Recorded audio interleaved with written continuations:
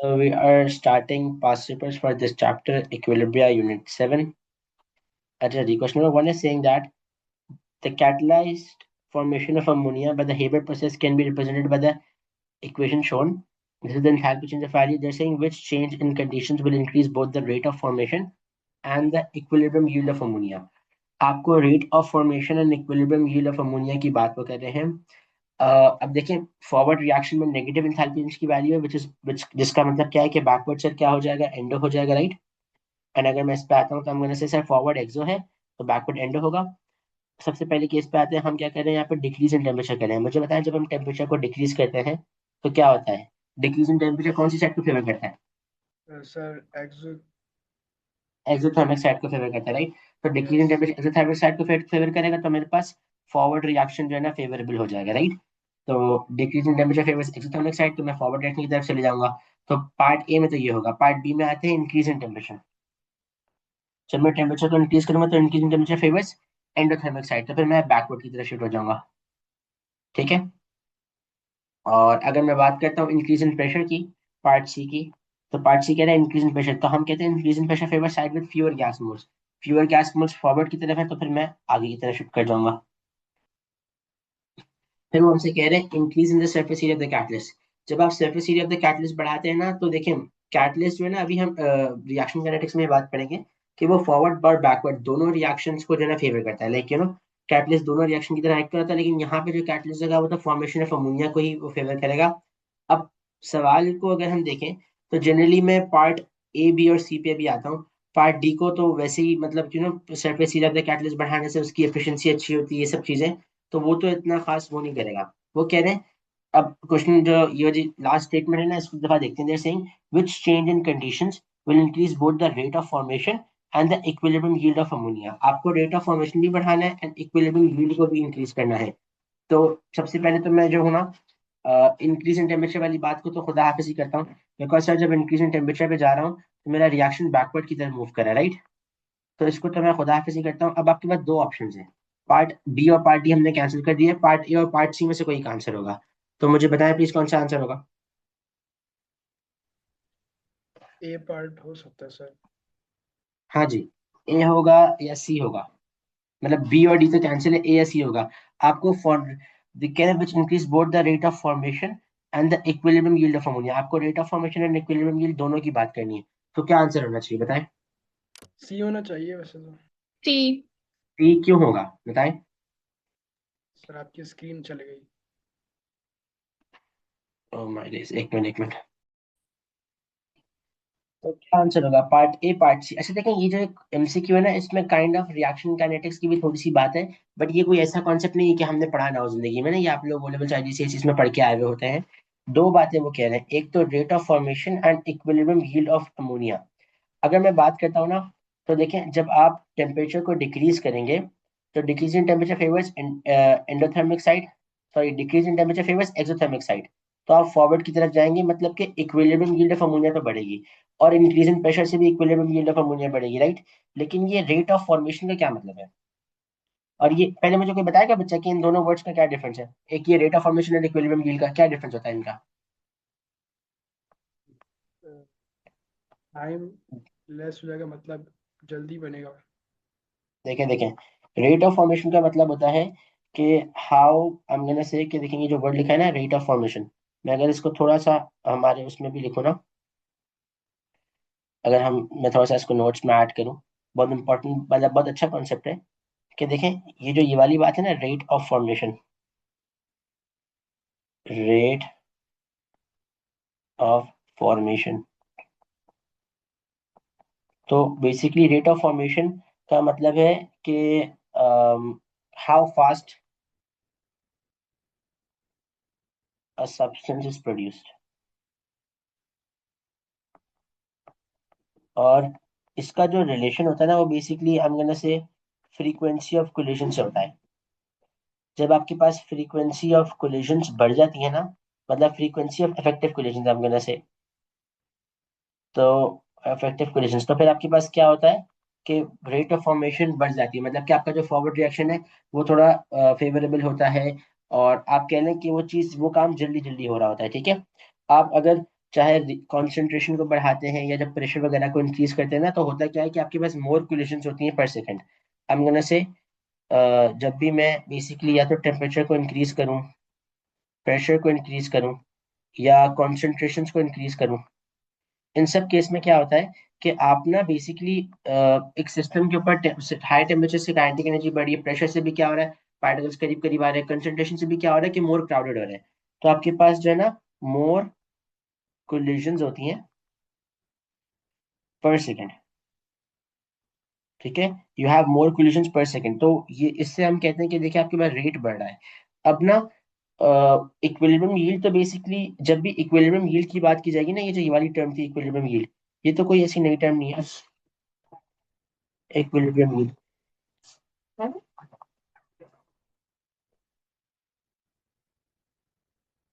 अगर equilibrium yield की बात करते हैं ना, तो इसमें हम ये कहेंगे कि देखें इसके लिए ना जब भी इक्विलिब्रियम यील्ड का वर्ड आएगा, तो आपने फॉरन फॉरन ली चार्लियस प्रिंसिपल को यूज करना है, चार्लियस प्रिंसिपल को।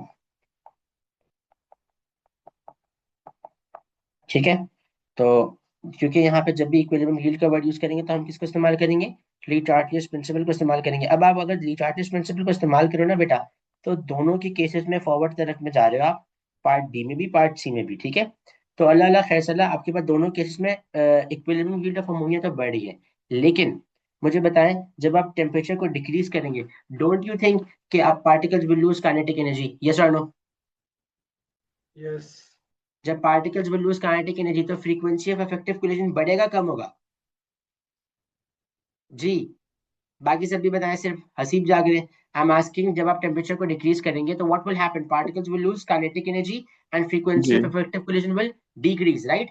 सो जब yes. Frequency of effective collision will decrease होगा तो रेट ऑफ फॉर्मेशन तो नहीं बढ़ने वाला बेटा, राइट? तो हम्म। पार्ट ए मेरा गलत हो जाएगा, पार्ट सी मेरा करेक्ट आंसर हो जाएगा। This is a very very good question, because इसमें जो उन्होंने पूरा ये पूरा कॉन्सेप्चुअल वाली बात की ना, तो यू नो लाइक ये काफी अच्छी बात है कि अगर हम इसको देखें तो दोनों केस में इक्विलिब्रियम यील्ड तो बढ़ी है, लेकिन सिर्फ पार्ट सी के अंदर, बिकॉज पार्ट सी में जब आप प्रेशर को बढ़ा रहे हैं तो क्या हो रहा है, आपने उसको ओवर क्राउडेड कर दिया, राइट? उसी जगह के अंदर अब आपके पास जो है ना बेसिकली पार्टिकल्स करीब करीब आ गए। तो जब आप प्रेशर को बढ़ाएंगे तो फिर तो लाजमी सी बात है कि सर हमारे पास इक्विलिब्रियम यील्ड तो बढ़ेगा ही, बिकॉज वो तो लीचार्टियस प्रिंसिपल के इफेक्ट से होगा, और साथ साथ रेट ऑफ फॉर्मेशन भी बढ़ जाएगा। ओके, तो ये वाला इसका पार्ट सी आंसर हो जाएगा। आगे चलते हैं जल्दी से, क्वेश्चन नंबर 2 पे they're saying PCl5 decomposes as shown. ये तो हमने कर लिया नोट्स में, है ना? डेड नोट्स, ये हम ऑलरेडी नोट्स के अंदर सॉल्व कर चुके हैं ये वाला। ठीक है, आगे चलते हैं, क्वेश्चन नंबर 3 पे आते हैं। जैसे ethene can be oxidised to form epoxy ethane. Okay, which set of conditions give the greatest yield of epoxy ethane at equilibrium. आपको जो है ना बेसिकली वो करना है। अब देखो इसका फॉरवर्ड एक्सो है बेटे, बैकवर्ड एंडो है। Now just tell me one thing, if you gonna increase the pressure what will happen, pressure को इंक्रीज करने से क्या होगा, increase in pressure favours side with fewer gas moles. तो फ्यूअर गैस मोल्स कहाँ है product में, देखो प्रोडक्ट में अगर मैं देखूँ 1 मोल है और रिएक्शन में 1.5 है, तो मेरे पास प्रेशर को इंक्रीज करने से क्या होगा, मैं फॉरवर्ड रिएक्शन की तरफ चले जाऊंगा, because increase in pressure favour side with fewer gas moles, तो मेरा इपॉक्सी इथीन ज्यादा बनेगा। तो this thing does make sense. Low pressure से क्या होगा, अगर आप प्रेशर को लो करेंगे तो प्रेशर को लो करने से क्या होगा, it will favour side with more gas moles. More gas moles backward है तो इसकी इक्विलिब्रियम की यील्ड कम हो जाएगी। मतलब कि सर खड़े खड़े हम पार्ट सी और पार्ट डी को तो खुदा हाफिज करते हैं, part C and part D को तो खुदा हाफिज करते हैं। ठीक है, एंड अगर हम आते हैं दूसरी बात तो टेम्परेचर पे, ये लो टेम्परेचर है बेटा, ये हाई टेम्परेचर है। अब मैं आपसे कह रहा हूँ कि मैंने अगर एक तरफ टेम्परेचर को डिक्रीज किया तो decrease in temperature favours endothermic side and increase in temperature. अच्छा ये हाई टेम्परेचर है, तो जब मैं टेम्परेचर को बढ़ाऊंगा so what will happen, increase in temperature favours exothermic backward. Side. तो मेरे पास कहाँ पे शिफ्ट हो जाएगा, मुझे बताएं पार्ट ए पार्ट बी में से कौन सा आंसर होना चाहिए? प्रेशर तो हाई हो गया, बाकी टेम्परेचर का बताएं। एक आपके पास 100 डिग्री सेल्सियस का टेम्परेचर है और एक आपके पास 200 डिग्री सेल्सियस का टेम्परेचर है, इसमें हमें कहाँ फेवर करना चाहिए? ए, ए में क्यों बेटा? क्योंकि ए में क्यों? एक्सोथर्मिक है तो फिर लो टेम्परेचर पे वो ज्यादा होगा। एग्जैक्टली, बिकॉज अगर हम लो टेम्परेचर की बात करते हैं, ये मेरे पास हाई टेम्परेचर, ये 200 basically is my high temperature. तो हम कहते हैं कि decrease in temperature favours exothermic side, तो मैं फॉरवर्ड रिएक्शन की तरफ चले जाऊंगा, तो it's gonna be part A. ठीक है, आई होप सबको बात समझ आ रही होगी। आगे चलते हैं। 4 वाला भी हमने डिड इन नोट्स, ये नोट्स में ऑलरेडी कर चुके हैं। 5 पे आते हैं। They're saying the equation for the reaction between silver chloride and aqueous ammonia is shown. What are the units of Kc for this reaction? अच्छा, इसके यूनिट्स लिखने बहुत आसान है ये तो। Kc will be equal to concentration of products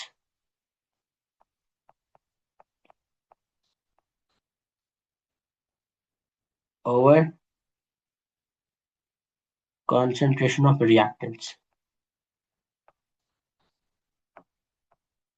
ठीक है, एंड इसका बेसिकली हो जाएगा मोल डॉट DM-3। हसन आप एंड में रुकना बेटा, मुझे 2 मिनट आपसे बात करनी है, ओके? जी सर। हसन नहीं, sorry, my bad, Haseeb Haseeb Haseeb ठीक है हसीब हसीब। माजद हसन, आप भी रुक जाना, आपसे भी कर लेंगे बात। जैसे कहते हैं सर। अच्छा जी, ये एक आ गया, ये एक आ गया। ठीक है, ये दोनों मिलके इसको कर देंगे कैंसिल, और ये मोल ऊपर आ जाएगा, मोल डॉट DM-3 ऊपर -1 आ जाएगा, तो आपके पास हो जाएगा मोल इनवर्स डॉट DM-3। तो मोल इनवर्स डॉट DM-3 मतलब कि 5 का पार्ट ये हो जाएगा। ओ माय डेज, एक चीज तो मैंने नोटिस ही नहीं की, ये तो सॉलिड है। ये ये कंसंट्रेशन ही लेंगे इसकी। हाँ, इसकी कंसंट्रेशन नहीं लेंगे, क्या बात है बेटा, इसकी कंसंट्रेशन लेंगे नहीं, मतलब कि तो ये सारे यूनिट्स कैंसिल हो गए, बोलो बताओ। 9 यूनिट्स हो जाएगा, 9 यूनिट्स हो जाएगा, माय बैड। सॉलिड है ना, तो उसको we won't account it for the concentration, तो इसका पार्ट ही आंसर हो जाएगा। ठीक है जी, आगे चलते हैं। They're saying the main state in contact process is an equilibrium reaction, okay, which law describes the effect of the named condition on the equilibrium yield? अच्छा जी, वो कह रहे हैं the main state in the contact process here, which law describes the effect of the named condition on the equilibrium yield? Presence of catalyst से equilibrium yield पे कोई फर्क पड़ेगा, बताएं, yes or no? No catalyst से sir. Basically no कोई no. Effect नहीं पड़ता, राइट? तो पार्ट सी और पार्ट डी को तो उड़ा देते हैं। हाई टेम्परेचर की बात करते हैं, सॉरी हाई प्रेशर की। हाई प्रेशर से क्या होगा? Increase in pressure favour side with fewer gas moles. कहाँ जाऊंगा मैं? Forward backward. क्योंकि देखिए आप रिएक्टेंट पे 3 मोल्स है, प्रोडक्ट पे 2 मोल्स है, फॉरवर्ड जाऊंगा तो मेरे पास रिएक्टेंट की यील्ड क्या हो जाएगी बेटा? बढ़ जाएगी, राइट? तो इंक्रीजेस यील्ड होना चाहिए, मतलब प्रोडक्ट की yield, I mean not reactant, my bad, product की यील्ड इंक्रीज हो जाएगी, राइट? तो इसका पार्ट बी आंसर होगा, मतलब पार्ट बी लग रहा है, बिकॉज डी का तो सीन ही ऑफ है। लेकिन फिर भी हाई टेम्परेचर पे भी आते हैं। हाई टेम्परेचर पे क्या होता है? हाई टेम्परेचर, अच्छा देखें, ये भी आपके पास ना, हाई टेम्परेचर पे क्या होता है? Increase in temperature favours endothermic side, इसका फॉरवर्ड एक्सो होता है, इसका बैकवर्ड एंडो है। ये कांटेक्ट प्रोसेस है, तो आप लोगों को ये पता होना चाहिए, बट डोंट वरी, इसको करेंगे इंशाल्लाह, ठीक है? तो इसमें ऐसा होगा कि आप लोग कहाँ शिफ्ट करेंगे? बैकवर्ड शिफ्ट कर जाएंगे, बल्कि नहीं, मैं इंक्रीज इन टेम्परेचर कर रहा हूँ ना, हाई हाई टेम्परेचर पे। तो हाँ, तो डिक्रीज यील्ड होगा ना, बिकॉज देखो फॉरवर्ड अगर मेरा एक्सो है, बैकवर्ड एंडो है, जब मैं टेम्परेचर बढ़ाऊंगा, increase in temperature favours endothermic side, तो फिर मेरे पास जो बेसिकली इक्विलिब्रियम की यील्ड है वो डिक्रीज हो जाएगी, मतलब मैं बैकवर्ड शिफ्ट कर जाऊंगा। So it's gonna be part B. ठीक है जी, आगे चलते हैं, 7 पे आते हैं। ये मुझे बताया, क्लियर है सबको? आगे चलो। यस। आयशा, हसीब, हसन। जी sir. Ayesha got it? Okay जी। They're saying the reaction between sulfur dioxide and oxygen is a dynamic equilibrium. What happens when the pressure of the system is increased? जब मैं प्रेशर को बढ़ाता हूँ, आप मुझे बताएं प्रेशर को बढ़ाने से क्या होगा जी? प्रेशर को इंक्रीज करने से क्या होगा? Increase in pressure will favour side with fever fewer moles. Gas, fewer moles. तो मैं फॉरवर्ड की तरफ चले जाऊंगा, राइट? अब आगे देखते हैं, the rate of the reaction. अच्छा, दूसरी बात, आप ना प्रेशर को इंक्रीज करें, राइट? प्रेशर को इंक्रीज करेंगे तो आपके पास जो है ना, ये जो टर्म है हमारे पास, कौन सी टर्म है? Rate of formation. तो आपका रेट भी बढ़ जाएगा, बिकॉज आप प्रेशर को इंक्रीज कर रहे हो। देखो, इक्विलिब्रियम के लिए आपने जो है ना लिटार्डियस प्रिंसिपल की नॉलेज को इस्तेमाल करना है, रेट के लिए आपने अपने दिमाग को इस्तेमाल करना है। दिमाग क्या कह रहा है, टेम्परेचर बढ़ाएंगे फ्रीक्वेंसी इफेक्टिव कोलिजन बढ़ेगा तो रेट भी बढ़ेगा। अब ये दो बातें कह रहे हैं, दोनों बातों को देखेंगे। देयर सेइंग प्रेशर को बढ़ाने से the rate of the reaction will decrease and the position of the equilibrium will move to the left. ये राइट है, ये लेफ्ट है, ये तो इंतहाई गलत आंसर है, राइट। दूसरा पार्ट कि the rate of the reaction is decrease. अब मुझे बताओ प्रेशर को बढ़ा रहे हैं तो आयशा रेट को क्या होगा, रेट इंक्रीज होगा डिक्रीज होगा? increase. इंक्रीज होगा, मतलब डिक्रीज वाले दोनों ऑप्शंस को कैंसिल कर देता हूँ। अब ये रेट विल इंक्रीज वाला आ गया and the position of the equilibrium will move to the left, position of the equilibrium will move to the right. कहाँ जाएंगे हम, राइट साइड पे जाएंगे, राइट। तो पार्ट डी राइट। आंसर हो जाएगा हमारे पास। ओके जी, Okay. इसको भी देख लेते हैं जल्दी से 8 पे। They are saying two compounds X and Y reacts to produce Z, compound Z. The reaction is reversible. When X and Y are mixed together in a closed system, a dynamic equilibrium is gradually established. Which graph could represent the change in the rates of the forward and the reverse reaction over time? Basically, ये reversible reaction है. When X and Y are mixed in a closed system, a dynamic equilibrium is gradually established. Which graph could represent the rate of the forward and the backward reaction? Okay जी, ये जो पतले वाले dots हैं ये forward है, ये वाला backward है। ओके, फॉरवर्ड रिएक्शन के रेट को और बैकवर्ड रिएक्शन के रेट को। तो इसके कौन से ग्राफ्स आपको बेहतर लग रहे हैं? This is the reverse reaction, right. अब आप मुझे बताओ, इनिशियली जब आपने रिएक्शन को स्टार्ट किया, क्या आपके पास प्रोडक्ट्स हैं? यस और नो? नो। प्रोडक्ट नहीं है, राइट। तो आहिस्ता आहिस्ता प्रोडक्ट्स बनेंगे और फिर आपके पास क्या होगा कि रेट ऑफ जो आपके पास रिएक्शन है, लाइक आप कह सकते हैं कि आहिस्ता आहिस्ता सर आपके पास प्रोडक्ट्स फॉर्म होंगे और एक टाइम आएगा कि ग्रेजुअली रेट ऑफ बैकवर्डेशन बढ़ेगा बढ़ेगा बढ़ेगा, बिकॉज इनिशियली तो प्रोडक्ट है ही नहीं। तो आपके पास rate of forward, rate of reverse reaction, अगर मैं रिवर्स रिएक्शन की बात करूँ ना, तो उसका रेट इंक्रीज होते होते एक टाइम में आगे कांस्टेंट हो जाएगा। अब मुझे हसन आप बताओ, जब आप रिएक्शन स्टार्ट करें तो आपके पास रिएक्टेंट्स है क्या इनिशियली? जी तो मुझे बताएं, आपके पास इनिशियली जो रेट ऑफ रिएक्शन होगा और फॉरवर्ड रिएक्शन वो ज्यादा होगा, क्योंकि आहिस्ता आहिस्ता जब आप आगे जाओगे रिएक्टेंट्स कम होते रहेंगे, राइट। तो कहना है इसे जी कि जो फॉरवर्ड रिएक्शन है उसका जो है ना रेट बेसिकली, मैं अगर इस पे आऊं, मैं बोलूंगा कि रेट इसका डिक्रीज होते होते कांस्टेंट हो जाएगा और उसका बेटा इंक्रीज होते होते रिवर्स का कांस्टेंट हो जाएगा, राइट। यस और नो? जी सबसे पहले तो ये बी को कैंसिल करें, ठीक है। और अब हम आते हैं पार्ट सी, पार्ट सी को भी कैंसिल करें, बिकॉज पार्ट सी बेसिकली कह रहा है कि जो है ना आपके पास क्या हो रहा है, अगर आप देखें तो ये दोनों सेम लाइन पे आ रहे हैं, ठीक है। ये जो आपके, बल्कि नहीं, एक minute, my bad my bad my bad my bad. Part C को नहीं, पार्ट सी को नहीं, पार्ट सी को नहीं, पार्ट बी को कैंसिल करें। अब हमारे पास ना, एक सेकेंड, पार्ट ए है, पार्ट सी को कैंसिल करें, पार्ट बी को, सॉरी, पार्ट बी को सबसे पहले कैंसिल करें। उसका रीजन क्या है कि अगर मैं पार्ट बी पे आ रहा हूँ ना, तो पार्ट बी का इशू क्या है कि पार्ट बी तो मुझे बोल रहा है कि आपका जो ये रिवर्स रिएक्शन है ज्यादा डॉट्स वाला, ये ऊपर जाके ऐसा डिक्रीज हो रहा है, तो ये तो सबसे पहले कैंसिल हो गया। अब मेरे पास ना ए है, सी है और डी है, तो इसमें से कौन सा करेक्ट आंसर होगा और क्यों होगा? कम ऑन जल्दी से। आई थिंक डी होगा। यू थिंक डी होगा? D D. D, okay.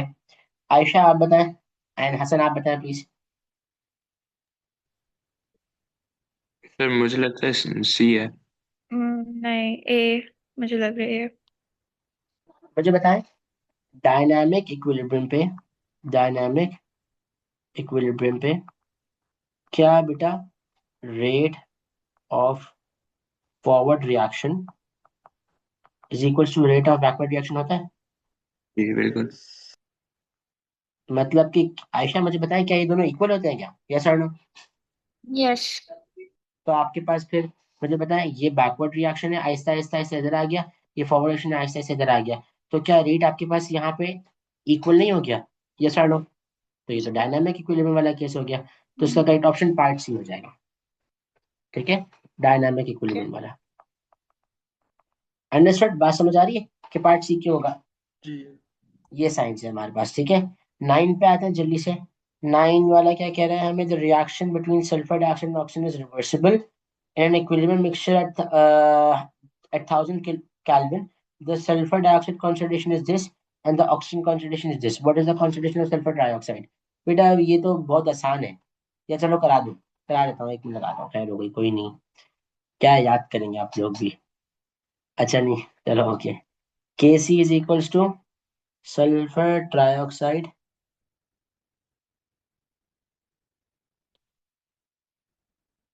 and sulfur dioxide and O2। ठीक है, Kc की वैल्यू क्या है बेटा? 2.280 है ना, 280। एंड ये जो हमारे पास ये वाले भाई हैं, सल्फर ट्राइऑक्साइड वाले भाई, इनकी क्या सेटिंग है? इनकी कॉन्सेंट्रेशन क्या है? The equilibrium sulphur dioxide concentration is this and the oxygen concentration this. Sulphur trioxide की निकालनी है ना, तो डाइऑक्साइड की हमें मालूम, ट्राइऑक्साइड की निकालनी है, इसको बेटा ले लो x, ये हो गया एक्स स्क्वायर। डाइऑक्साइड की कॉन्सेंट्रेशन क्या है? 0.2। एंड ऑक्सीजन की कॉन्सेंट्रेशन क्या है? And the oxygen concentration is 0.1। ठीक है, तो हमारे पास क्या हो जाएगा? 280 मल्टीप्लाई बाय 0.2 का whole square dot 0.1 and is equals to X square. यहाँ अंडर रूट, यहाँ अंडर रूट, ये कैंसिल, एक्स इक्वल्स टू, शाबाश, मुझे बताएं क्या आंसर आएगा इसका। डायरेक्ट इक्विलिब्रियम की वैल्यू दी हुई थी, आइसोटोप बनाने की नहीं ली थी जी। पार्ट ही आ रहा है। 1.058, तो पार्ट ही आंसर हो जाएगा इसका। ठीक है जी, कोई टेंशन, कोई परेशानी। लास्ट सी पे आते हैं। सी हमसे क्या कह रहा है भाई? Ethyl ethanoate undergoes the following reaction. Equal amounts of ethanoic acid and ethanol were mixed together to allow equilibrium. At equilibrium, the concentration of both ethanoic acid and ethanol was this. What is the concentration of? ये भी same question है यार, बिल्कुल same question है, मतलब very similar है। They're saying equal amounts of ethanoic acid and ethanol were mixed together and allowed to reach equilibrium. At equilibrium, the concentration of both ethanoic acid and ethanol was this. Okay. All right. What is the concentration of ethyl ethanoate? ठीक है, बहुत आसान question है, very similar है, वही केसी के बना के करेंगे इसको। इंशाल्लाह ट्राई कीजिएगा, अगर ना हो तो मुझे बताइए।